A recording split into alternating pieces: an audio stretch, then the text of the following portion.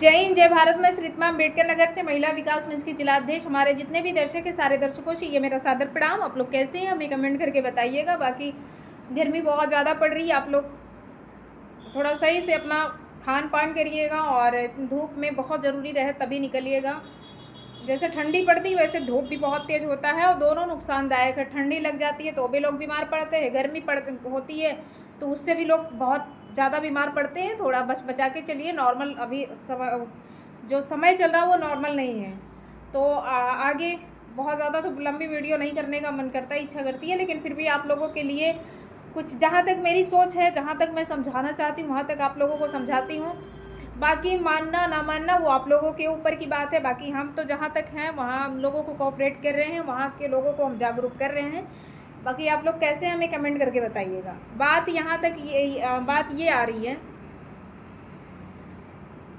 इस समय छोटी छोटी जो नाबालिग बच्चियाँ वो भी बड़ों को देख करके बहक जा रही हैं। इतना बहक जा रही हैं कि अपने माँ बाप को नहीं पहचान रही कि हमारे माँ बाप कौन है, हमारा भाई कौन, हमारा गांव कौन सा है, हमारा समाज कौन सा है, बड़ों के साथ कैसे रहना, छोटों के साथ कैसे रहना। वो छोटी छोटी बच्चियां अपना सब कुछ भूल जा रही हैं कि उन्हें किस तरीके से रहना है समाज में।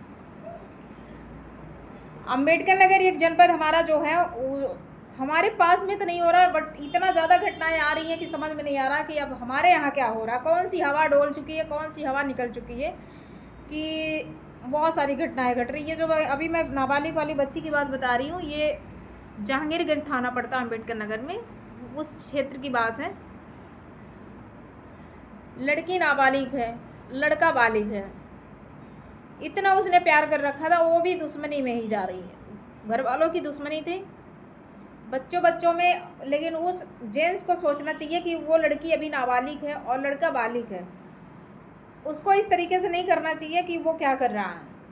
लड़की को ज़बरदस्ती एकदम जस्ट दो घर का अरक फ़र्क है, लड़की का घर लड़के का घर, बताओ, उसको भगा के लेके चला गया है। और उसी घर में जो है उसके माँ को, अगर उसकी माँ उसके जो सगे संबंधित है अगर उसको लेने जा रहे हैं तो लड़के वाले मार रहे हैं, मार के भगा रहे हैं। अब बताइए, मतलब लड़की को किस तरीके से कोऑपरेट उसने किया, कौन से प्यार का झांसा दिया है कि अपने घर के बगल में ही जस्ट वो रह रही है और उसका सब कुछ हो रहा, शोषण हो रहा है, प्रताड़ित हो रही है, पीड़ित हो रही है, लेकिन फिर भी वहाँ लड़के के घर से जाने की राजी नहीं हो रही। हम अपने प्रशासन से पूछ रहे हैं कि अगर इस तरीके से मामला आपके क्षेत्र में आ रहा, अभी वही लड़की अगर जाएगी आपके थाने पर भी समय रहते हुए भी आप उस पर केस नहीं दर्ज कर रहे, FIR दर्ज नहीं कर रहे हैं, उन दोनों को कस्टडी में लेकर के पूछताछ नहीं कर रहे हैं। बात क्या है, मामला क्या है, कहाँ ये जा करके टूल पकड़ेगा। कल को उस लड़की की हत्या हो जाती है या लड़के की हत्या हो जाएगी तो फिर वही चीज़ें शासन प्रशासन तब एक्टिव में आता है। जब लोग जिंदा रहते हैं तब उस चीज़ पे ध्यान नहीं दिया जाता है, और जब घटनाएं घट जाती हैं तब उस पर हमारी पुलिस प्रशासन जो है उस पर एक्टिव होती है। कह रही हम उसी के घर पे रहेंगे, लड़की कह रही है कि हम भी उसी के घर पे रहेंगे, वो कह रहा हम रखेंगे, वो कह रही हम रहेंगे। अब बताइए ये समाज हमारा कहाँ जा रहा है। कुछ भाई हमारे ये कह रहे हैं कि जो रील्स बनाने वाली लड़कियां हैं उनसे शादी ना करके एक विधवा औरत से शादी करिए, वो ज़िंदगी बहुत सुखी चलाएगी। भैया, चाहे वो रील्स बनाने वाली लड़की हो, चाहे गवर्नमेंट जॉब करने वाली लड़की हो, चाहे कोई रोड वाली लड़की हो, चाहे किसी के यहाँ काम करने वाली लड़की हो, या झाड़ू पोछा करने वाली हो, या किसी चीज़ में किसी का अगर कोई व्यवसाय अगर है या किसी चीज़ में किसी का मन लग रहा है, उससे नहीं मतलब है कि रील्स बना रही है तो वो गलत ही होगी। बात होती है दिल की, ये साफ होना ज़रूरी है। तो जब आपका ये ही नहीं सही रहेगा तो आप घर में भी बैठ करके साफ सुथरे नहीं रह सकते हैं। क्यों इतनी बदनामी हो रही है, महिलाओं की बदनामी इतनी अभद्रता के साथ क्यों लोग इतना घिनौना काम कर रहे हैं कि महिलाओं के साथ में नहीं ऐसा काम करना। अब आप ही लोग बताइएगा ज़रा। 2-4-10 महिलाएं ऐसा कांड कर दे रही हैं कि समाज में जो कुंवारी बच्चियां उनकी भी शादी होना बड़ा मुश्किल हो जाएगा। जिस गांव से ये अभद्रता उठ रही है, जिस गांव से ये घिनौनापन जा रहा समाज में, एक तो सोशल मीडिया का ज़माना है, कहीं कोई कांड हो रहा है, कहीं कोई घटनाएं घट रही हैं तो तुरंत मीडिया वाले पहुंच करके रहना चाहिए घर गांव में ये बात तो पूरे देश में, पूरे हिंदुस्तान में देशों विदेशों में बात चली जाती है कि फला गांव में, फला जनपद में, फला एरिया में, फला घर में सारी चीज़ें ओपन हो जा रही है। कहीं ना कहीं सोशल मीडिया भी बहुत गलत चीज़ कर रहा है। लोगों को ये चीज़ें फेस टू फेस नहीं दिखाना चाहिए, फेस को बिल्कुल रिलीज नहीं करना चाहिए जो घटनाएं घट रही हैं। बहुत उल्टा प्रभाव पड़ रहा है। हम सोचते हैं कि हम इन लोगों के लिए क्या करें, हम समाज के लिए हम क्या करें क्या ना करें, हमें समझ में खुद नहीं आ रहा है। चिंता इस बात की हमारे पास भी बेटी है और लोगों के पास बहन बेटियां हैं। ये बच्चियां का जो भविष्य सामने आ रहा है, इनका भविष्य कहाँ जाएगा? या आपके घर में जो बच्चियां हैं जो अभी पैदा हो रही हैं, जो धीरे धीरे तैयार हो रही हैं अपने ज़िंदगी में आगे बढ़ने के लिए, तो जब इस तरीके से जब अभी की पीढ़ियां नहीं हम संभाल पाएंगे तो हमारे आने वाली पीढ़ी अब कैसे संभाल पाएगी?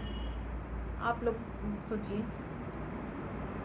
ये बहुत ही गंदा काम है, बहुत गंदा काम है। बिल्कुल संभलने लायक नहीं है, ना संभलने लायक है ना संभालने लायक है। आप लोग अपने तरीके से इस चीज़ को कोऑपरेट करिए। बेशर्मी की तो हदें पार हो ही रही हैं। समाज को देखिए, समाज भी अच्छा है। और पुलिस वाले क्या करें? पुलिस वाले सबके पीछे पीछे गाड़ के पीछे घूमेंगे, या किसी के पास बिल्ला लगा हुआ है, या तो सबके पीछे चिप लगा दे, मेमोरी लगा दे, उसमें वो जितना गंदा काम करेंगे सब भरते जाएगा। किसकी गलती नहीं।